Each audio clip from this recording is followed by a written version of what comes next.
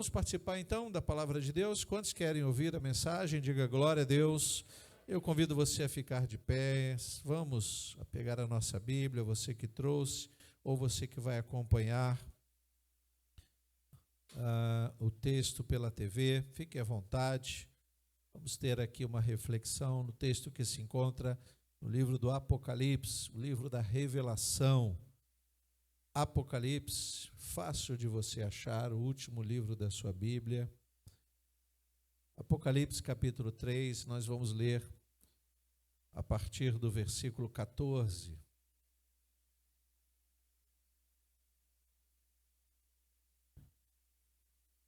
Apocalipse capítulo 3, versículo 14, acompanhe comigo a leitura.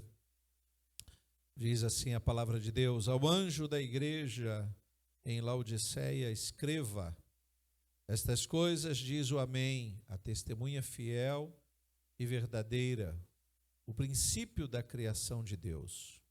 Conheço as obras que você realiza, que você não é nem frio nem quente.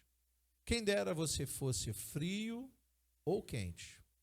Assim, porque você é morno e não é nem quente nem frio, estou a ponto de vomitá-lo da minha boca.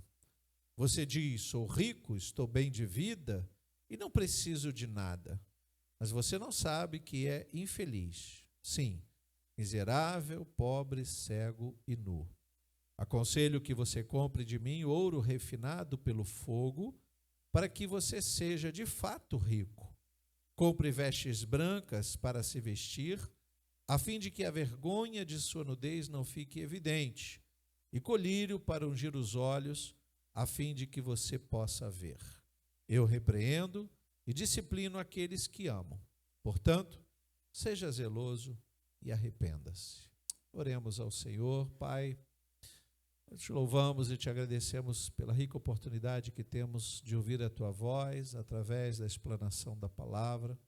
Pedimos que a tua graça esteja sobre nós, para que possamos ter discernimento, sabedoria dos altos céus, Pai, para assimilarmos a tua vontade, para obedecermos com clareza, com firmeza de fé, tudo que o Senhor tem reservado para nós. Fala conosco nesta noite, assim nós te pedimos, nós te agradecemos, em nome de Jesus, e que todos que concordam digam amém. Você pode tomar o seu lugar. Deus ministrou essa palavra no meu coração há um tempo atrás e eu comecei a entender mais do que a questão do Apocalipse em si, né? A teologia chama de escatologia, o estudo das coisas futuras.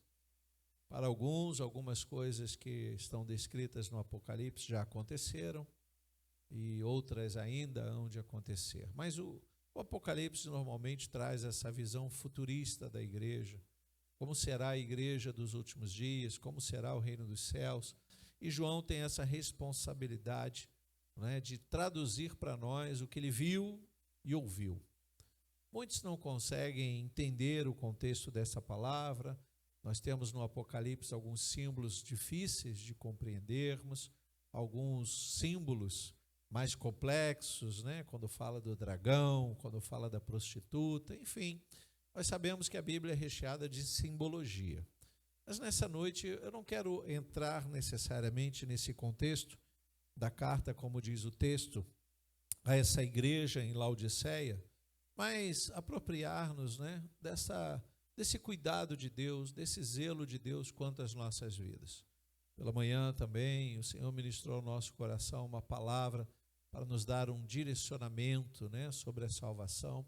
E agora nós podemos pensar um pouquinho sobre como está a nossa vida cristã depois de certo tempo caminhando na igreja. Nós temos aqui pessoas recém-convertidas, pessoas que vão passar pelas águas do batismo, pessoas que já têm muitos anos de crente, independente de quanto tempo você tenha de relação com o Senhor. A pergunta que devemos fazer é: como está a temperatura da nossa alma? Como nós temos percebido, não é, o quanto essa salvação está em nós ainda? Falávamos agora há pouco na palestra do batismo, né, com os batizandos, padrinhos. Nós falávamos sobre essa firmeza de fé quanto à salvação que nós não podemos abandonar. Foi quando eu dei o exemplo daquela mala que nós, ao viajarmos, nós levamos para o aeroporto, acreditando que chegaremos no nosso destino com a mala nas mãos. Mas para isso nós precisamos ficar atentos, né? Você não pode ir para o aeroporto e deixar a mala lá no canto e depois voltar para buscá-la. Provavelmente você não vai encontrá-la mais. Você também não pode não identificar a mala, porque você acaba perdendo a mala entre as bagagens e pode dar um grande trabalho para recuperá-la. Extravio de malas é uma coisa muito séria. Se nós pensarmos nessa breve ilustração quanto à nossa salvação, o que seria uma mala recheada de coisas importantes, nós levamos para a viagem coisas importantes, exceto as mulheres, né? Que levam 3 malas de coisas não tão importantes. Sempre assim, mas é uma grande verdade. Você, homem, quando leva uma mala para a viagem, é um par de sapato, uma calça, uma blusa, e olhe lá. As mulheres é todo o armário, né? Tem que caber tudo. E aí você fala assim, mas mulher, 2 dias de viagem, para que 3, 4 pares de sapato? É porque elas têm essa necessidade, não é? Essa visão de uma vida que vai sendo renovada com mais facilidade. Não é apenas cômico, é verdade. Então, o que você leva normalmente numa mala? As coisas importantes. Imagina você perder essas coisas importantes para a sua viagem, o trabalho que dá. Não é nem tanto pelo valor do poder, quanto você pagou, mas no que diz respeito à salvação, sim. A salvação que nós adquirimos, se pudesse ser colocada numa mala, seria uma mala que você agarraria com toda a sua força, você teria toda a atenção a ela, não deixaria nem levar em meio às bagagens. Você ia querer levar com você as coisas mais importantes, a gente faz assim. Então nós precisamos pensar um pouquinho como está a nossa vida, nesse termômetro que Deus nos dá, como está a questão da salvação em nós. Devemos estar preparados, nós temos sido ministrados por Deus, não apenas quando eu prego, mas diversos pregadores, eles tomam esse púlpito para dizer, igreja, esteja preparada, os dias são maus, os tempos são difíceis, há muita confusão em jogo, nós estamos ficando confusos com muita informação. Eu percebo que quanto mais os crentes absorvem todas as informações, mais dificuldade eles têm de ouvir a voz de Deus. Pastor, eu acompanho pastor fulano, o canal tal, eu assisto na TV e eu quero muito, mas às vezes nós estamos como um poço sem fundo, colocando essas informações que são positivas, mas não nos apropriamos da verdade. Eu fico pensando o quanto a palavra pode ser comparada a um alimento que deve ser dado pausadamente. O médico passa um remédio para você e você não pode tomar o vidro todo. Você tem que tomar um pouquinho de cada vez, você deve se alimentar do mesmo modo, você não pode comer tudo o que você comeria no mês num dia só. Nós precisamos verdadeiramente tomar alguns cuidados, porque esta informação facilitada faz com que a gente ouça muitas coisas, e aí temos dificuldade de extrair o que realmente é bom. Como nos diz o apóstolo Paulo, examine tudo, mas retém apenas o que é bom, para que a gente não venha ficar confusos em meio a toda essa comunicação. Então, serviu, quando eu fui ministrado por esta palavra no meu coração, serviu muito para a minha vida. E a palavra de Deus, ela nos dá a permissão de alcançarmos coisas sobrenaturais. Estamos diante de um livro escrito no decorrer de muito tempo, por muitas pessoas, em épocas diferentes, mas o conjunto nós chamamos de palavra de Deus. Por isso ela é tão importante quando Jesus diz, céu e terra passarão, mas a minha palavra não vai passar. Isso significa que é uma palavra que não muda, os tempos mudam, né? O modo de lermos a Bíblia muda, os irmãos usam TV, celular, internet, mas o contexto da palavra, a verdade que está registrado na palavra, isso não vai mudar. O mundo muda bastante, muita coisa mudou. E, repito, algumas pessoas, infelizmente, estão pensando que a Bíblia precisa ser atualizado. Eu digo não, queridos. Nós precisamos ser transformados na renovação da nossa mente, conforme o apóstolo Paulo prega aos romanos e diz, olha, vocês precisam ser transformados. Vocês não podem se permitir uma cauterização da mente de vocês pelos rudimentos desse mundo. Vocês precisam pensar com a mente de Cristo. O discurso da palavra de Deus, dos homens de Deus que foram usados para escrever a Bíblia, devem nos fazer pensar o quanto Deus está preocupado com a nossa salvação. E para isso a palavra de Deus foi escrita, foi compilada para que a gente pudesse ter ela em mãos. Quantos morreram para que nós pudéssemos ter a Bíblia traduzida na nossa língua? E quantas pessoas se esforçam para conhecer mais de Deus, para que essa palavra seja pregada de uma forma integral, não literal apenas. É isso que está na Bíblia, pastor. Sim, mas qual o contexto disso? Como você pode simplesmente lê-la sem receber a inspiração do autor? Você precisa ler a Bíblia de uma forma muito especial, lembrando que o autor está vivo. Diga glória a Deus por isso. E você pode consultá-lo. O Espírito Santo que inspirou os homens tem relação com você. Então você pode ler a palavra e entender um pouco mais, ser sensível à voz de Deus. As coisas que Deus quer realmente dizer já estão aqui. Os tempos mudam, repito, mas nós precisamos, diante dessa imutabilidade da palavra de Deus, restringir o nosso pensamento à vontade de Deus. E não à vontade de Deus restrita ao que nós queremos. Não. Vamos mudar isso, irmãos. Vamos buscar entender o que Deus quer realmente de nós, para vivermos uma vida por fé, uma vida que nos faz caminhar seguros, mesmo em meio a momentos tão difíceis que vivemos, de inconstância, de muita mentira espalhada pelo mundo, de muita coisa que nos deixa um tanto quanto, repito, confusos. Então, para que a gente experimente essas coisas sobrenaturais que a palavra nos leva a experimentar, nós precisamos ter experiências com Deus. Nós precisamos ler a palavra e entender o que realmente Deus quer de nós. Eu creio que esta leitura bíblica, a partir de 1º de abril, pode ajudar você a ter um devocional, uma vida diária com Deus. É uma leitura simples. Você pode fazer na sua casa, no seu trabalho, onde quer que você esteja. E ali você começar a pensar, e toda a igreja vai estar lendo o mesmo texto no mesmo dia. Vai ser um devocional importante para que a igreja entenda o que Deus está querendo nos dizer. Como Deus está querendo nos tratar enquanto família de fé. É muito importante, repito, que você participe desta leitura conosco. Então, a revelação do Apocalipse é, na verdade, uma experiência sobrenatural que o apóstolo João está desfrutando em meio ao seu grande sofrimento, que é o exílio na ilha de Patmos. O apóstolo João está lá trancafiado, largado, abandonado, como se ele tivesse feito algo criminoso. E qual foi o crime de João, se não crer em Jesus, se não divulgar o Evangelho, se não falar contra as autoridades que estavam em meio aos pecados da sua época? E ele vai pagar um preço por isso, e esse exílio mostra o quanto ele vai experimentar agora um pouco mais de Deus. De imediato eu posso pensar que às vezes nós experimentamos mais de Deus justamente nos nossos momentos mais difíceis.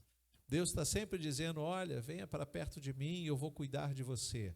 E às vezes a gente usa o distanciamento. Quanto mais Deus fala, mais longe de Deus a gente quer ficar. Eu não quero saber de igreja é tudo igual. Aquele que já se decepcionou numa igreja, ele pensa assim, igreja é tudo igual.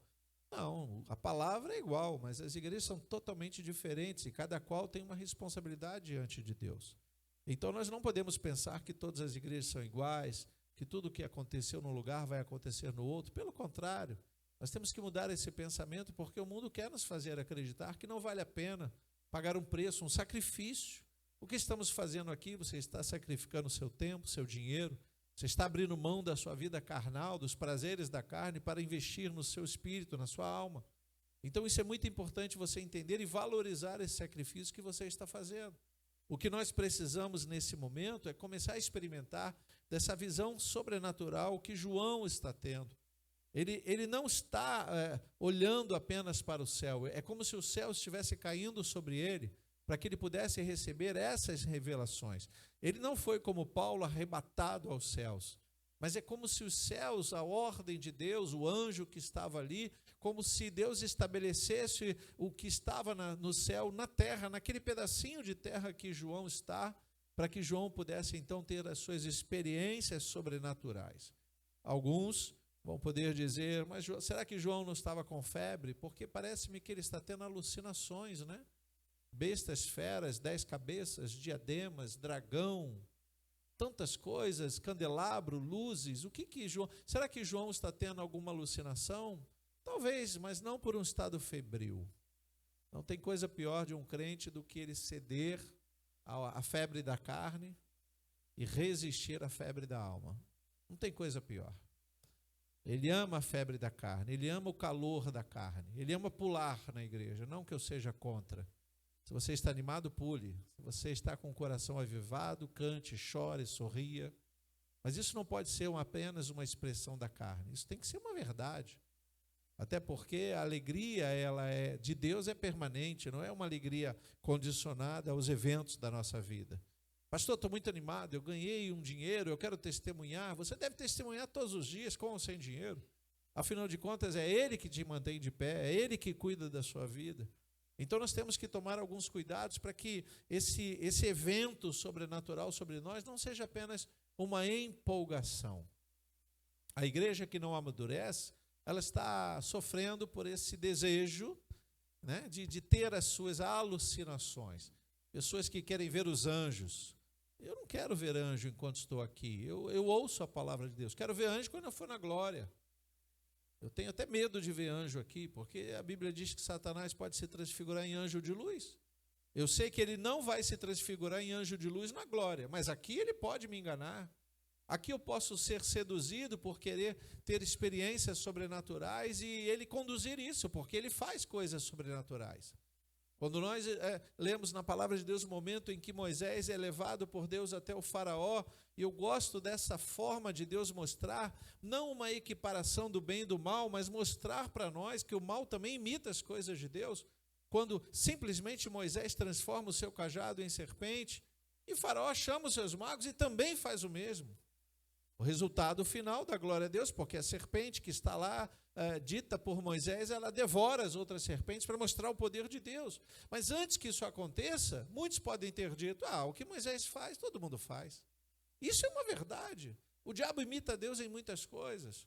Então nós devemos ser cautelosos em buscarmos determinadas experiências sobrenaturais e nos esquecermos que Deus nos deu uma razão, Deus nos deu algo que pode ser controlado, que são as nossas emoções, antes que elas nos empolguem pelo ambiente que estamos, o que os nossos olhos estão vendo. Os nossos olhos enganam, assim como o coração pode enganar também. Então nós precisamos ter uma firmeza de fé. Eu falava do estado febril, né? Eu conheci pessoas que no estado febril tiveram alucinações. A febre que o crente deve ter, e as músicas, as canções, a licença poética dos compositores, falam nessa forma de, Senhor, eu quero aquecer de amor, eu quero estar enfermo, eu quero ter febre por ti. São expressões poéticas, mas talvez isso se traduza mais por uma emoção, um desejo, não é, de experimentar pela sua vontade e não aquilo que Deus tem para nós. Quando o João Batista, né, o precursor do ministério de Jesus, ele faz a declaração que ele estava batizando com água, mostrando a ideia do arrependimento, mas que viria alguém depois dele, e ele se referia ao primo Jesus, de que ele viria para batizar com fogo. Essa experiência de batismo com fogo não é uma experiência que eu deva desejar sem que eu entenda o que significa.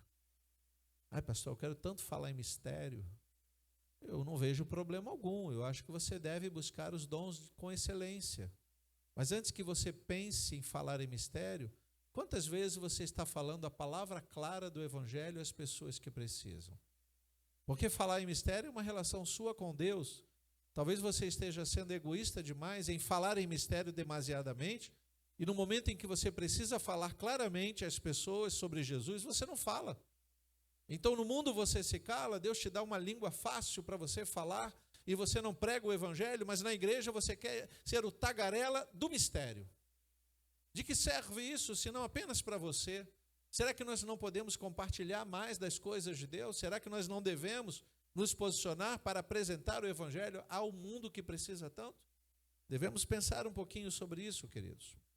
Esse texto que nós lemos, então, fala dessa sobrenaturalidade que João experimenta e que é motivo de muitos questionamentos. A primeira observação que que eu entendo que se faz necessário é quanto ao que João diz, no sentido de quem está dizendo o que eu disse. Quem diz o que João está dizendo? Não é João. Não é uma alucinação. Não é um momento alucinatório de João. Não, João está verdadeiramente recebendo uma informação. E essa informação, conforme ele disse no versículo 14, na parte B, olha o que está escrito aí.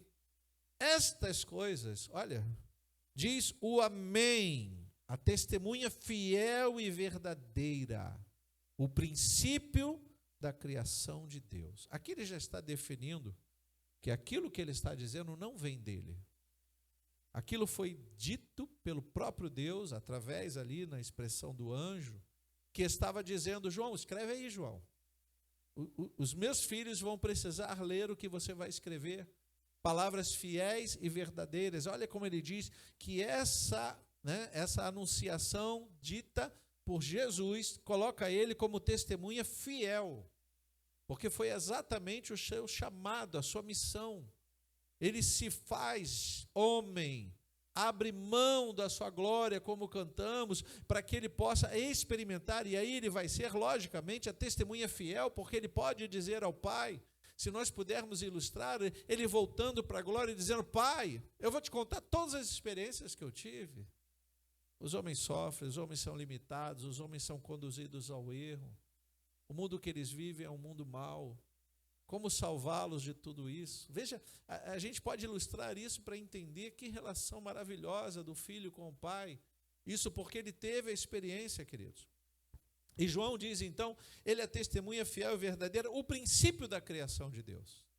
O primogênito de toda a criação. Ele está dizendo, não havia nada antes dele. Tudo foi feito por ele, para a glória dele, ele participou de todas as coisas. Então é claro que ele está se referindo a Jesus, mas o que me chama mais atenção é quando ele começa a frase, estas coisas diz o Amém. Amém é usado na nossa cultura para encerrar uma questão. Quando a gente diz amém a uma oração, e eu sempre chamo a atenção desta igreja, desde muitos anos, digo, olha, não diga amém se você não entendeu a oração. O amém é uma confirmação. Em Números nós vemos que os sacerdotes, eles usavam o amém para ser transformado numa confirmação de maldição. A mulher que fosse pega em adultério, ela era amaldiçoada. E ela colocava a mão debaixo da coxa, como um costume judeu, para fazer o seu juramento, e todas as maldições que o sacerdote lançava, ela encerrava dizendo amém, amém. Como quem diz, eu errei e eu mereço a maldição. E sabe qual era a maldição para a mulher pega em flagrante adultério, num tempo em que não estava ainda em voga a lei do apedrejamento? Você sabe que depois isso foi transformado em pedradas, né? Lápides, pedras enormes. E aí a gente usa a história do apedrejamento, mas isso é muito sutil. Eu já expliquei aqui que não são pedras, são lápides. A ideia não era fazer a pessoa sofrer. Quando aquela mulher foi pega em flagrante adultério e foi levada até Jesus, eles estavam ali, a nossa Bíblia é traduzido como ela ia ser apedrejada. Não, mas não pense em pedrinhas. A ideia não é fazê-la sofrer. Era jogar uma ou duas lápides para matá-la. A ideia era exterminar o mal. Então não pense em pedrinhas, pense em um paralelepípedo. Para exterminar, na visão da cultura judaica, é assim que se acaba com o mal no mundo. E não foi assim e não será assim. O mal do mundo acaba quando o amor impera. Quando Jesus reina. Você pode dizer glória a Deus por isso? Quando Jesus faz parte, aí sim, o mal é exterminado. Pelo menos na vida daquele que se entrega a ele. Então nós precisamos entender que houve um tempo em que o amém era usado para confirmar uma maldição. Não pense que isso mudou. Não é? Há uma história muito interessante sobre a tradução da palavra amém, e ela não requer literalidade na tradução, mas muitos traduzem como assim seja. Concordo. É isso mesmo, pastor. Amém, amém, amém. Então o amém só pode ser dito se eu entendo o que está sendo dito. Uma oração feita em línguas estranhas, em mistério, se você não traduz, não diga amém. Fique em silêncio. Você não sabe o que está sendo dito. Não atraia para a sua vida mais problemas do que você já tem. Então, em Números fala claramente desse momento em que o sacerdote, antes da lei do apedrejamento nascesse, as mulheres estavam lá, e essa evidência infeliz apenas das mulheres sofrerem, né? Os homens tinham, no Antigo Testamento, uma liberdade que as mulheres não tinham. E aí, nesse momento, a gente começa a entender a questão da cultura enraizando ali a questão religiosa, que é muito sério e o mundo está sofrendo bastante, está passando uma transformação para fazer correções. Algumas coisas estão estranhas, mas há uma necessidade de corrigir. As mulheres devem ser respeitadas, amadas, cuidadas pela missão que Deus deu ao primeiro homem de cuidar. Lembra que quando Deus deu a Adão o cuidado de todas as coisas, depois deu Eva. Então ele teria que cuidar de Eva como todas as coisas ele cuidava. Ele não pode cuidar de uma parte e negligenciar a outra. Hoje o mundo de cabeça para baixo, os homens estão matando as mulheres assustadoramente e a coisa está bem confusa.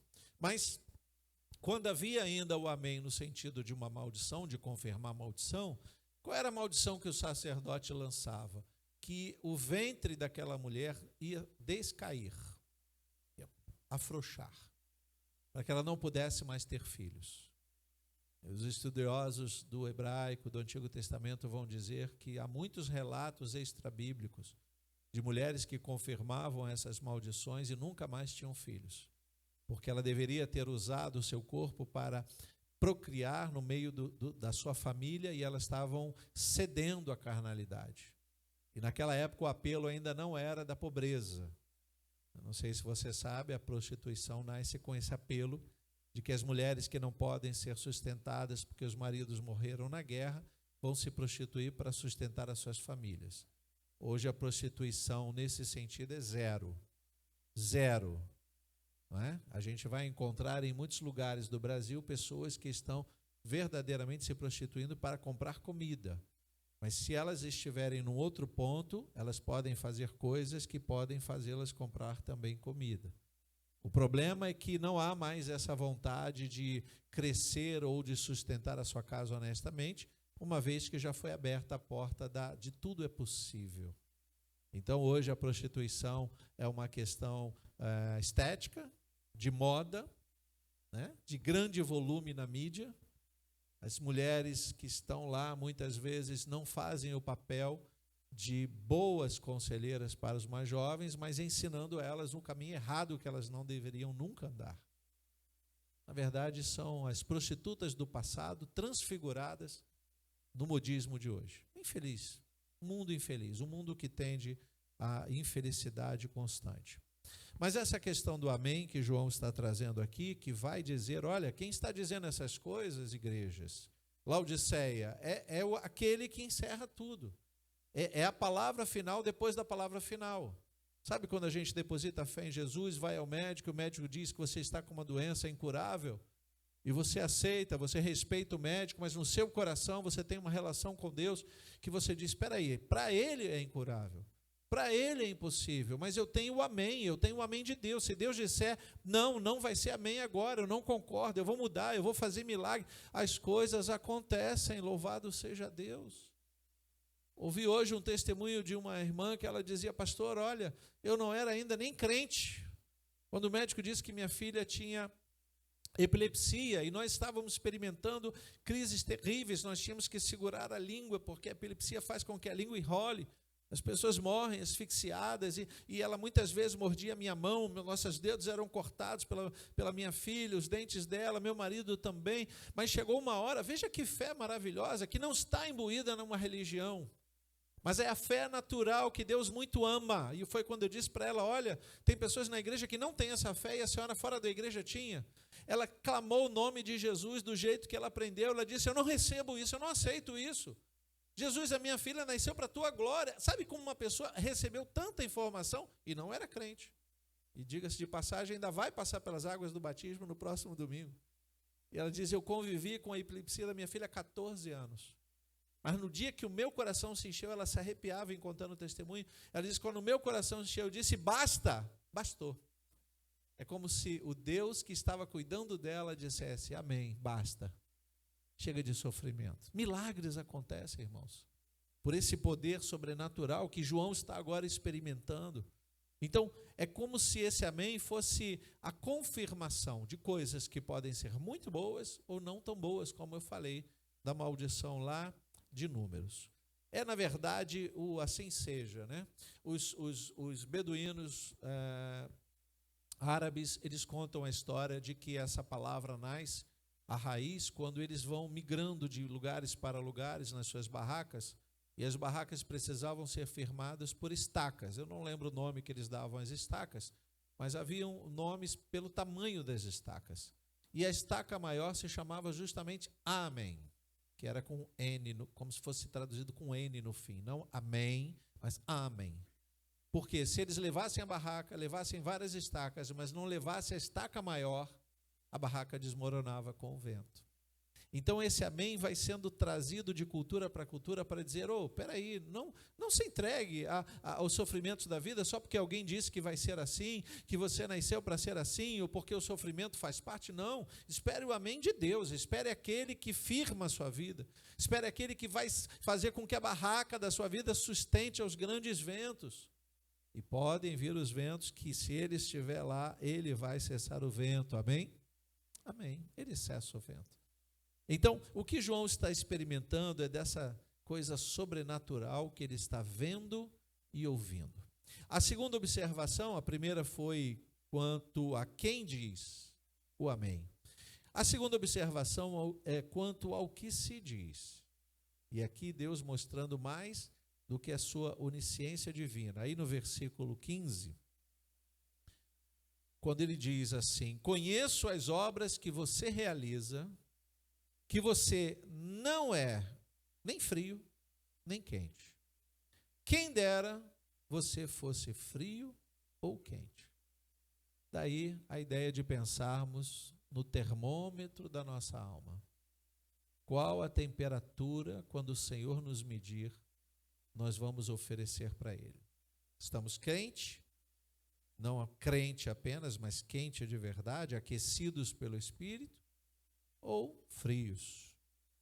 Não importa o modo que você enxergue, mas nós temos que dar a Ele uma temperatura ideal para que Ele dê o diagnóstico. Ai, Jesus, minha vida está assim. Aí Ele pode perguntar, qual é a temperatura que está no termômetro da sua alma?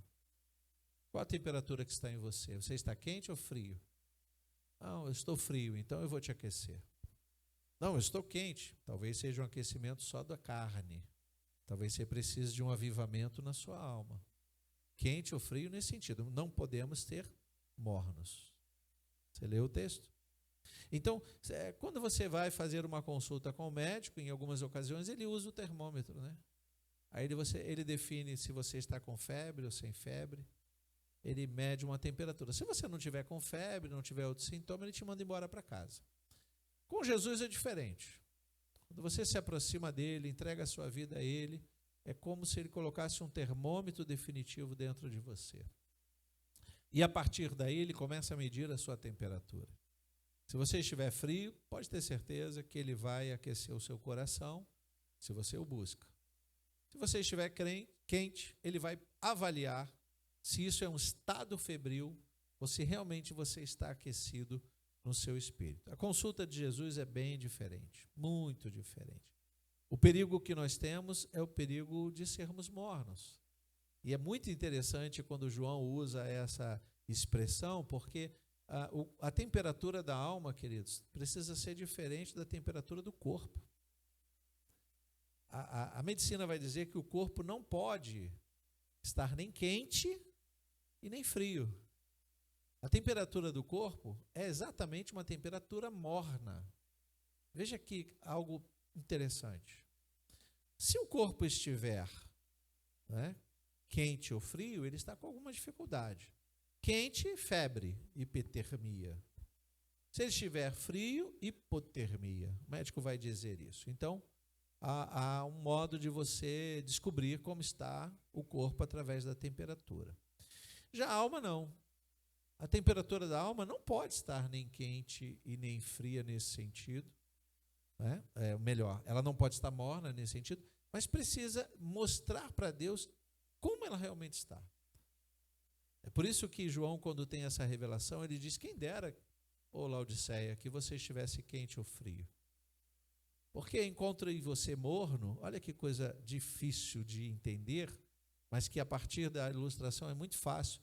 É como se ele olhasse, tirasse o termômetro e olhasse: puxa, sua alma está com 36,5. Ideal para o corpo, não para a alma. Ideal para o corpo, para a alma não. A alma do crente não pode ser uma alma morna. Versículo 16, ele diz assim: assim porque você é morno, não é nem quente nem frio, estou a ponto de vomitá-lo da minha boca. Irmãos, por que João usa essa expressão? Esse modo de dizer que Deus está enojado da mornidão dos crentes de Laodiceia. Aqui você entende que não é uma consulta médica e João não está preocupado com a doença física de ninguém. Ele está falando da vida espiritual dessas pessoas que se dizem crentes. Estão lá em Laodiceia. A carta é dirigida às igrejas, e essa igreja em Laodiceia em especial, ela recebe esta palavra, e esta palavra tem os seus simbolismos, né? As águas do rio Lico, quando João está experimentando, a igreja de Laodiceia tinha um rio chamado Rio Lico, que ele tinha desde a sua nascente até chegar à região da igreja, tinha em torno de 8 quilômetros.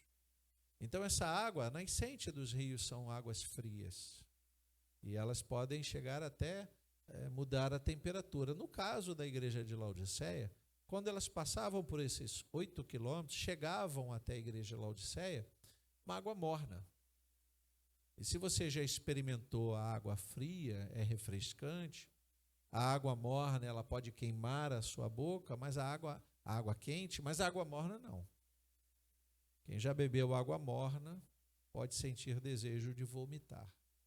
Então João vai usar essa ilustração, o que seriam umas águas termais, né? Que serve para tomar banho, serve para agradar o corpo, mas não serve para colocar para dentro.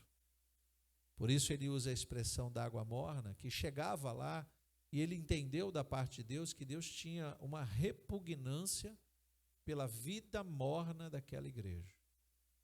Nem quente e nem frio. A água fria refresca no calor e a água quente serve para aquecer no frio. E a água morna?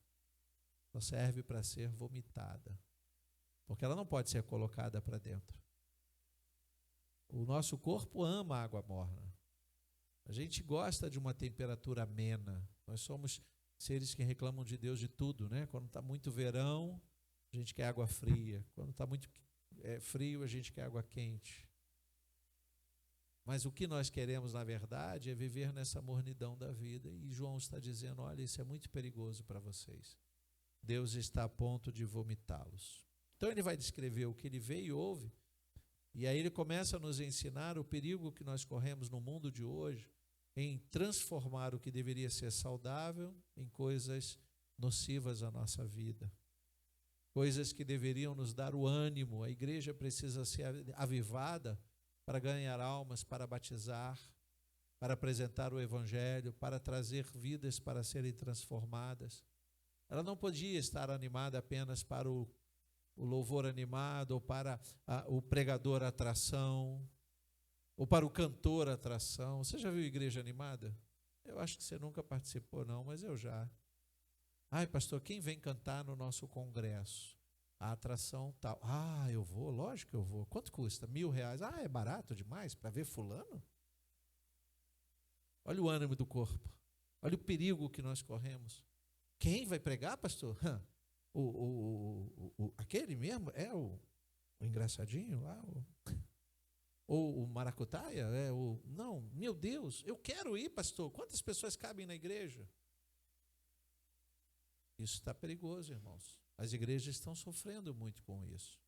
Eu louvo a Deus pela sua vida, por você ter uma caminhada, e aqui você não está sendo atraído nem pela beleza do pastor. Eu sou bonito, mas você não está sendo atraído por essa beleza. Eu tenho certeza disso. Você não está atraindo por nada que há aqui, não é o clima, às vezes está quente, às vezes está frio, chove demais, tem uma goteira. Não, você não está procurando essas coisas. Você quer verdadeiramente apresentar a Deus uma alma sedenta de Deus? Diga glória a Deus por isso. Você quer chegar aqui e dizer como o salmista: Senhor, a minha alma tem sede de Ti, Pai. Oh, coisa maravilhosa. Fazer com que você ouça uma palavra que no primeiro momento você está assim assimilando, mas que no decorrer da semana você vai debulhar isso, sabe? Você vai esmiuçando dentro de você e você vai entendendo por que Deus pregou aquilo para mim naquele dia. Por quê? Como Deus estava me preparando para encontrar as dificuldades da vida e não titubear, não balançar, não ser derrubado pelo vento. Você só entende isso quando você entende que o mais importante não é ter as coisas que temos, mas ser verdadeiramente aquilo que somos, porque Deus quer que sejamos. Há uma canção que diz: eu sou o que a Bíblia diz que eu sou. Eu vou onde a Bíblia diz que eu vou. E a gente precisa fazer disso uma grande verdade para nós, não apenas cantarmos. O que Deus quer que eu seja? Isso serei. E pelo exemplo de Jesus, Ele quer que a igreja se humilhe mais. Se Ele se humilhou para ser forma humana, a igreja precisa se humilhar mais. Se Ele veio sendo dono do mundo em família de humildade, irmãos, a igreja tem que pensar diferente. A igreja tem que esquecer que a dobradiça ou a maçaneta da porta precisa ser de ouro. Não precisa ser. Não precisa nem ter porta. Eu estou aqui porque o meu Pai se faz presente nesse lugar. Nós precisamos mudar esse modo de pensar, senão vamos ser chamados a atenção como Laodiceia. E um dos diagnósticos que Deus dá quanto a essa mornidão, nessa questão do ter, está aí no versículo 17, comecinho do versículo diz: você diz, sou rico, estou bem de vida e não preciso de nada. Misericórdia. Esse é o pensamento secular. É muito difícil você pregar em lugares, eu repito, tá? Se nós pegarmos apenas a visão da Igreja de Nova Vida, conversando com pastores amigos, quando eles inauguram uma igreja na Lagoa, em Copacabana, em lugares, Ipanema, além de toda a dificuldade financeira que essa igreja sofre, porque você aluga uma lojinha para abrir uma igreja em Ipanema, você vai pagar uns 25 mil de aluguel todo mês. E ali vão 3 ou 4 pessoas. É difícil sustentar uma igreja assim. Aí você vai lá no Amapá, quem conhece Caxias, Amapá? Vai lá. Tem uma igreja para 1.500 pessoas. Mas por quê? Porque as pessoas que estão lá, elas dependem de Deus para chegar, para sair, para a enchente não derrubar a casa. Então elas estão apaixonadas por Deus. Elas se sentem seguras não pelo dinheiro e o poder aquisitivo, mas pelo Deus que cuida delas. Mesmo elas não sendo bem vistas pelo mundo, sabe? Aquela coisa de, eu sou pobre, eu moro numa comunidade, ninguém quer saber de mim. Antes que a gente use isso na nossa cultura, vamos pensar nessa relação com Deus? Sim. Sim, quando nós passamos dificuldade, nós nos lembramos muito mais de orar e conversar com Deus do que quando nós estamos na abastança. Quando estamos tudo resolvido, todas as contas estão pagas, glória a Deus, aleluia, tem dinheiro sobrando, vamos viajar? Não, você deveria dizer, vamos para a igreja e ser fiéis a Deus. Mas quem viaja sem dinheiro? Quem consegue fazer um planejamento dos sonhos se não tiver dinheiro? Então Deus, em alguns momentos, Ele vai passando a ser assim, o que sobra para mim? O que sobrou para mim? E alguns pastores vão dizendo assim, pastor, você sabe que o Projeto Sertão, é um projeto do Bispo Antônio de Brasília, é um projeto riquíssimo, irmãos, riquíssimos. Ele inaugura igrejas em distâncias que precisa ir de monomotor. A igreja de Brasília comprou um monomotor, um aviãozinho, porque não dá para ir de carro. São dias de carro. E ele abre a igreja e você vê como o povo vai sedento para a igreja. Não tem atração, não tem pregador famoso, não tem nada, muitas vezes não tem instrumento, nem tem músicos lá.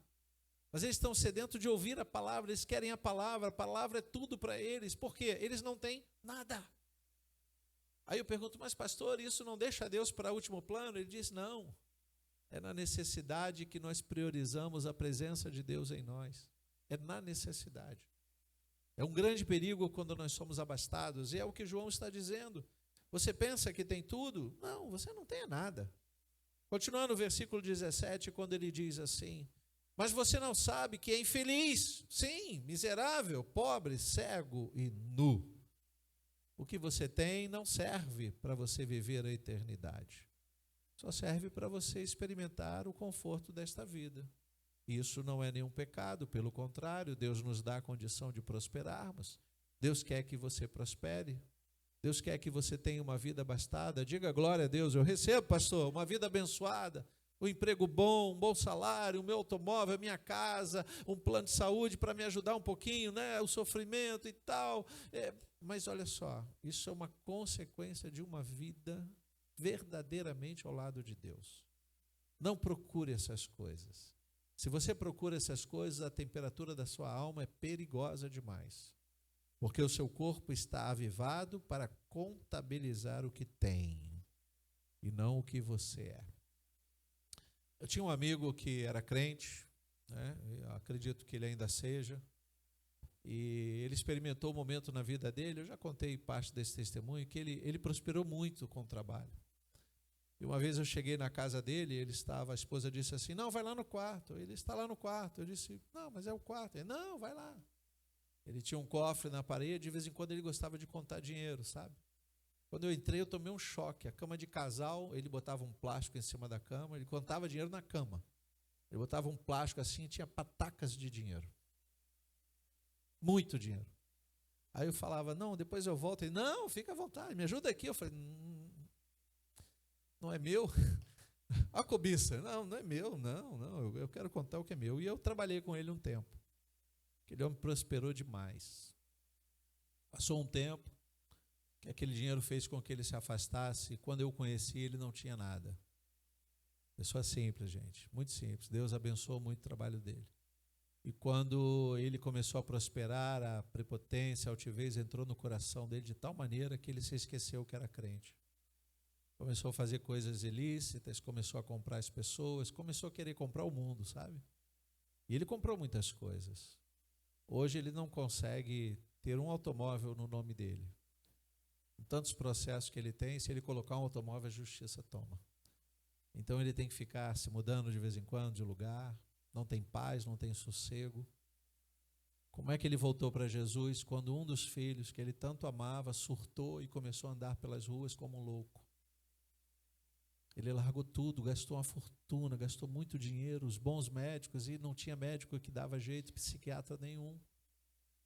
E aí ele se lembrou da raiz dele, ele voltou à raiz, e alguém disse para ele, um pastor usado por Deus, disse: olha, isso não é nada senão o desejo de Deus de fazer com que a sua família volte aos pés de Cristo.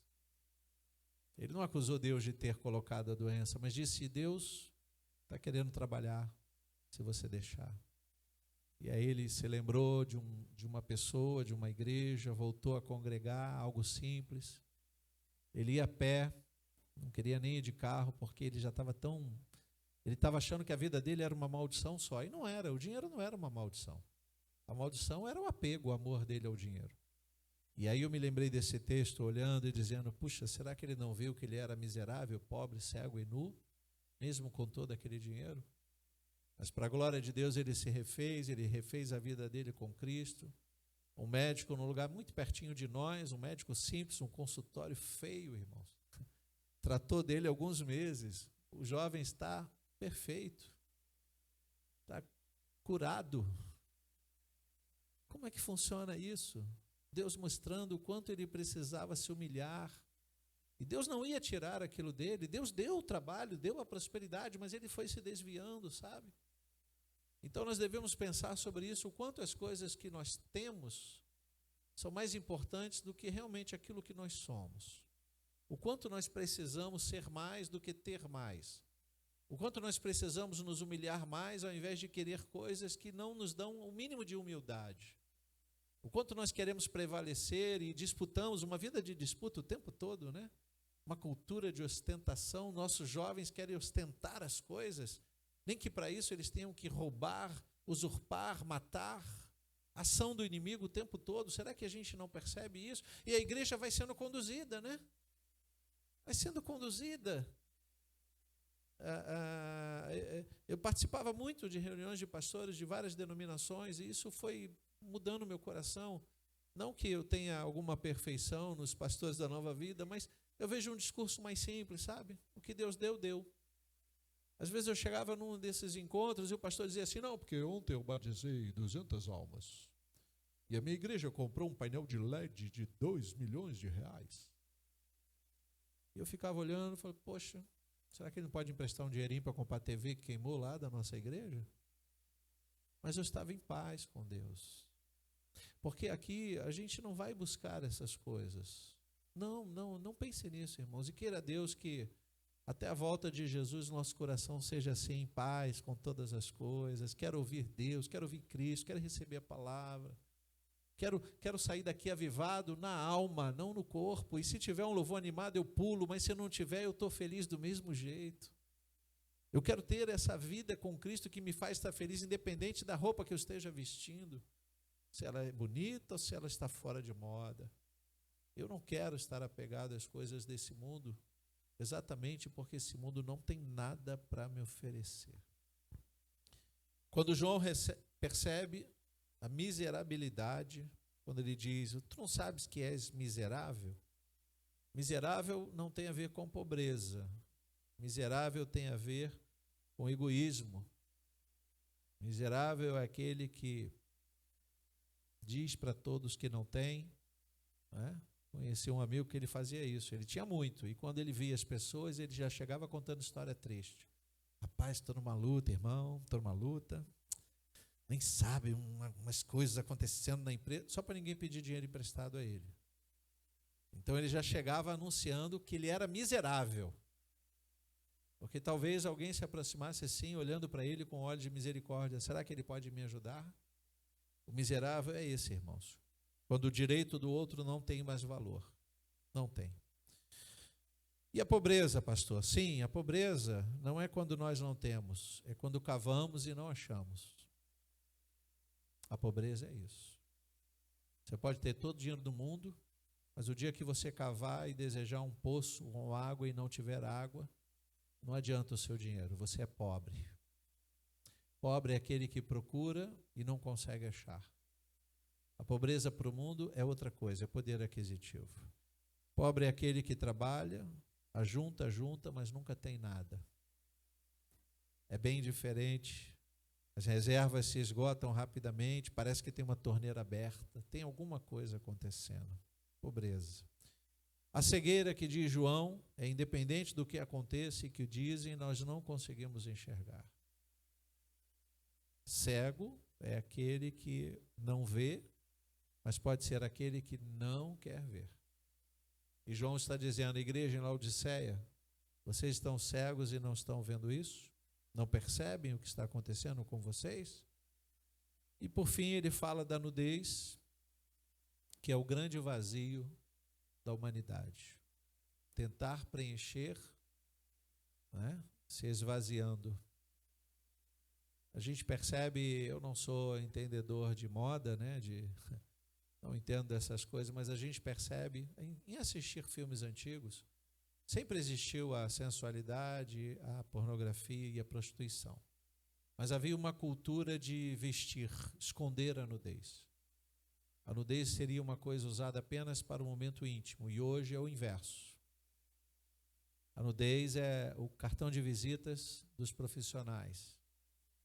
A sensualidade está tomando conta das famílias, de tal maneira que você não distingue mais, em alguns casos, se a criança ela tem idade para ser adolescente ou ainda é uma criança, porque os pais estão entregando às crianças as coisas que adultos talvez nem queiram usar.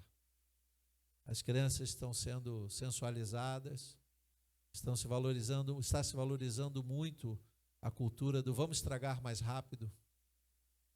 De tal maneira que quando uma criança chega num shopping bem vestida, com roupinhas ainda de criança, todo mundo fica olhando. Eu reparei isso certa vez, a família bem vestida, não sei quem era, mas uma criancinha assim com uma roupa que a gente só via nas épocas de batismo, né? Batismo de criança na igreja católica. Sabe aquelas roupas como se fosse uma festa? Ela é criança, gente. Aí passa outra família e você olha a criança com uma roupa que você diz, meu Deus, nem adolescente devia usar isso. O que está acontecendo? Essa nudez não é só do corpo. A igreja está se expondo demais. Uma igreja que não valoriza o cuidado de Deus e o pudor é uma igreja nua. E muitas vezes, como Laodiceia não se via assim, precisava João ver. E aí ele diz, olha, eu repito, vocês não têm o que têm e pensam que têm. Vocês não têm nada. São pobres, cegos, miseráveis, estão nus e não conseguem ver. Queridos, sabe o que Deus quer de nós? Que a gente valorize o que Ele tem nos dado todos os dias. Você é uma igreja rica, você pode dizer glória a Deus por isso. Você tem a presença de Deus, você tem a palavra de Deus, você tem a possibilidade de ir e vir. Aproveite isso o tempo todo. Não espere perder essas coisas. Agradeça a Deus a saúde que Deus te dá de chegar até a igreja. Agradeça a Deus os livramentos. No mundo tão perigoso, você diz, eu fui, voltei, estou em paz, encontrei minha casa em paz. Esse é o cuidado de Deus. Deus tem dado ordem aos seus anjos a nosso respeito, queridos.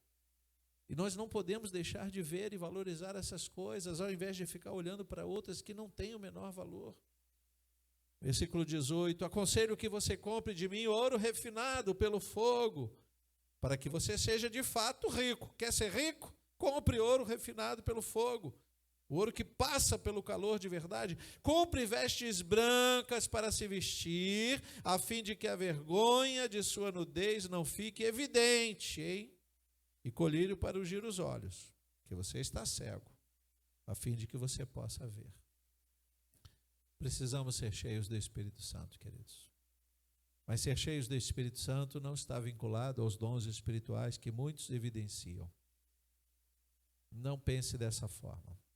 Se você está num lugar que é um lugar avivado, glória a Deus, né? Eu já participei de igrejas verdadeiramente avivadas no Espírito, em que havia revelação, havia profecia, havia tradução das línguas, coisa linda. Eu fui batizado com o Espírito Santo, eu e Vera, num encontro de casais da Nova Vida, num sítio. Nós tínhamos passado por igrejas pentecostais e nunca tínhamos experimentado eu e ela, o batismo com o Espírito Santo. Estávamos assistindo uma palestra num encontro de casais num sítio. O pregador começou a falar, e era a palavra pura. Ele não disse uma palavra em mistério. Ele não disse uma palavra. E eu estava lá, me diminuindo, sabe? A palavra vindo, e eu me diminuindo. E eu falo, Senhor, eu não vou suportar, eu vou explodir. Oh. Eu fico emocionado, porque eu estava vivendo um avivamento dentro de mim, irmãos. Ele estava pregando a palavra, do jeito que a gente está acostumado aqui, uma palavra, e todo mundo assim, assistindo, igual vocês estão.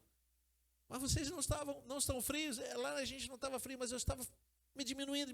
De repente eu pulei, me levantei, comecei a falar em mistério. E um batismo geral. E lá do outro lado o irmão traduzindo o que eu estava falando. Irmãos, ele, de onde ele era? Ele era um irmão da Nova Vida também, um crente bem avivado. E eu não sabia que essas coisas existiam. E eu disse, Jesus, quanto tempo eu tive que esperar para experimentar isso. Mas por que isso aconteceu? Porque enquanto a palavra era pregada, eu dizia, eu não mereço ouvir isso. Eu não mereço a presença de Deus. Eu sou pobre, miserável, cego e nu. Eu quero o Espírito Santo na minha vida. Eu quero o fogo de Deus. Eu quero ouro refinado, louvado seja o Senhor. Eu quero chegar na minha casa, ler a palavra e chorar pelas almas que estão se perdendo. E quero agradecer a Deus por tudo que Ele tem feito na minha vida. Sabe o que é isso, irmãos? Esse é o fogo refinado que nós precisamos para os últimos dias. Precisamos desse avivamento, irmãos. Nós precisamos muito disso. Vou encerrar no versículo 19. Eu repreendo e disciplino aqueles que amo. Você se sente amado por Deus? Fique em paz no seu coração. Você está ouvindo tudo isso porque Ele nos ama. Somos muito amados por Deus. Não despreze esse amor maravilhoso. Tire os teus olhos das coisas desse mundo e deixa que Ele acrescente a cada dia um pouquinho mais. Portanto, seja zeloso e arrependa-se. De que eu devo me arrepender? De ter dito para mim mesmo que a temperatura da minha alma devia ser morna. Não, do meu corpo sim, mas eu preciso de uma alma aquecida, que passe pelo fogo do Senhor e esteja de pé. Se eu estiver frio, Ele vai enviar o seu Espírito e aquecer a minha alma. E se eu estiver quente, eu vou aquecer aqueles que estão se esfriando. Amém? Você pode ficar de pés. Vamos agradecer a Deus por esse momento, por essa palavra. Nosso Deus e nosso Pai, Tu és bom para conosco, Senhor. Te louvamos, ó Deus, porque amamos ouvir a Tua voz, Pai. Amamos estar na Tua presença, Senhor. Amamos este lugar que o Senhor nos concede, Pai. Porque queremos, através desse lugar, ouvindo a Tua palavra, nos dirigirmos um dia à Tua presença eterna. E vai ser tão bom ser aquecidos por Ti, pela Tua presença. Perdoa-nos, Senhor, se estivemos mornos por algum tempo. Aquece-nos com Teu Santo Espírito, aviva-nos o entendimento, Pai, que possamos ser espirituais o suficiente para as coisas da carne, mas não nos permita espiritualizar todas as coisas, porque devemos cuidar da carne também. Jesus, cuida de nós, Pai, cuida de nós. Disciplina, repreende quantas vezes forem necessárias, porque entendemos o Teu zelo para conosco, Pai. Nos arrependemos no pó e na cinza da nossa indiferença quanto à riqueza que é estar na Tua casa. Em nome de Jesus, ó Deus, nós oramos. Amém e amém.